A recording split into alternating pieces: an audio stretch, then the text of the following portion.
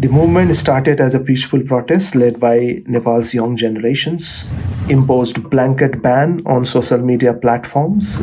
It is very much unfortunate that the movement get violent. I don't see any conspiracy against this movement. This is a homegrown democratic movement. Hi, my name is Laxman Datt Pant. I'm speaking to you from Kathmandu, Nepal. Thank you very much for having me in your platform. I would try to brief you about the current situation here in Nepal. Many of you know that Nepal went through Gen Z's protest, the Generation Z's protest on 8th of September, a subsequent response to state failure addressing corruption, service delivery failure. But this protest was actually triggered by the social media ban that government of Nepal, the coalition government of CPN, UML and Nepali Congress led by KP Sharma Oli, imposed blanket ban on social media platforms on 4th of September, and that actually blocked ways for individuals and dissent to share their expressions, the criticisms about the government's structural failures. It was a triggering point, but Generation Z, the youngsters, have been saying that they have been demanding for end to the systematic corruption. Unfortunately, on 8th of September, 19 lives were claimed as the authorities used excessive powers. It was very unfortunate. As of today, the death toll has reached to 31 and it may increase. There are more than 500 individuals in hospitals for treatment. The Nepali army has taken the security responsibility on hand with some curfew orders from yesterday and this morning too. I have been around the cities yesterday and today, and the situation would gradually improve.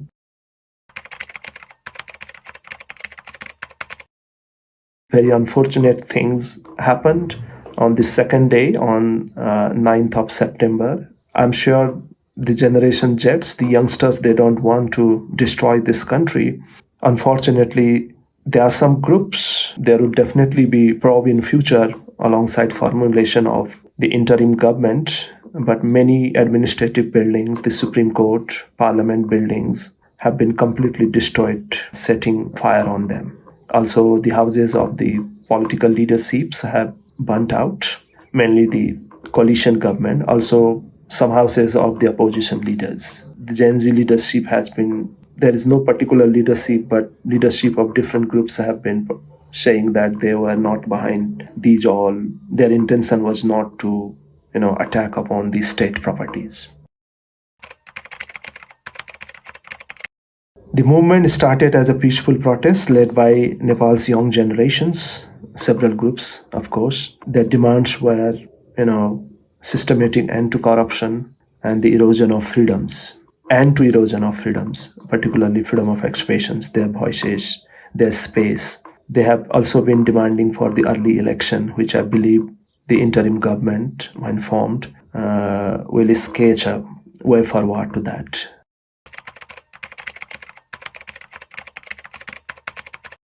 It is very much unfortunate that the movement got violent. The protests were largely peaceful on the very first day. Violence erupted due to excessive use of force by the police as directed by the government, the Home Ministry and concerned authorities. And the state intolerance of dissent is definitely another reason about this violence. Repression rather than protesters turned the demonstrations volatile, which unfortunately has lost several lives, also loss of property on the second day.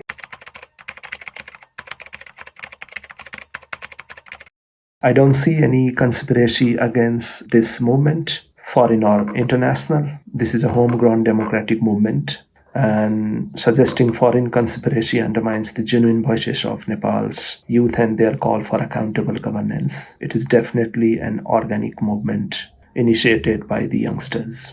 Of course, there are some similarities of this movement with the movements in Bangladesh and Sri Lanka. This movement is rooted in economic frustration, corruption and governance failure, like in Sri Lanka and Bangladesh, although our political systems are different. This movement in Nepal is unique in the case that the social media ban became a direct assault on freedom of expression. And due to ban on social media platforms, the Generation Z's movement has received widespread support from different sections of the society, including civil society, media, and several other communities.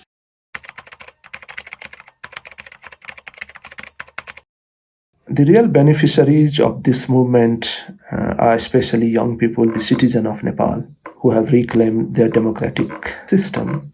Their message has shaken the status quo, in my observation, as well. It is very much difficult to say what is going to happen, but I'm very much hopeful that this turmoil will come over. As I informed you earlier, an interim government is likely to be formed under the leadership of either Sushila Karki, former Chief Justice, and Kulman Ghissing at this moment, but few other names are also under discussion. It entirely depends upon a sort of consensus. Now, in this afternoon, the second generation leadership of the political parties have started some sort of statements. They started talking to media about the constitutional way forward to interim government.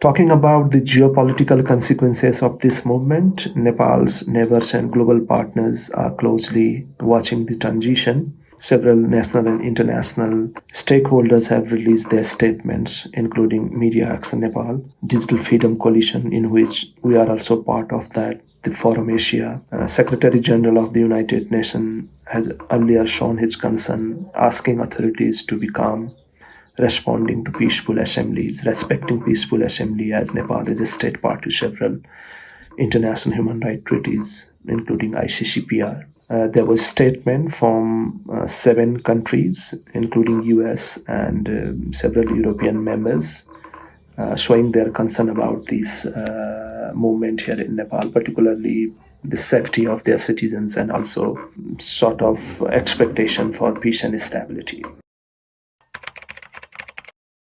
Finally, I would like to share with you that this is a complicated time here in Nepal.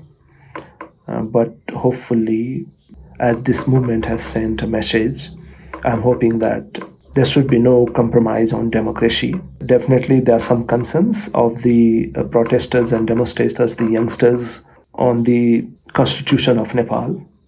And with consensus, I think constitution can also be amended so to fulfill one of the youngsters' demands, that is elections to directly elected, prime minister or president, the head of government. So I think the new interim government that is most likely to be formed later tonight or sometime tomorrow, it may be delayed, is to hold a free and fair elections. Let's hope that there will be no compromise on democracy, and history must not be forgotten. Previous governments unfortunately fell due to corruption, exclusion, and attacks on dissent.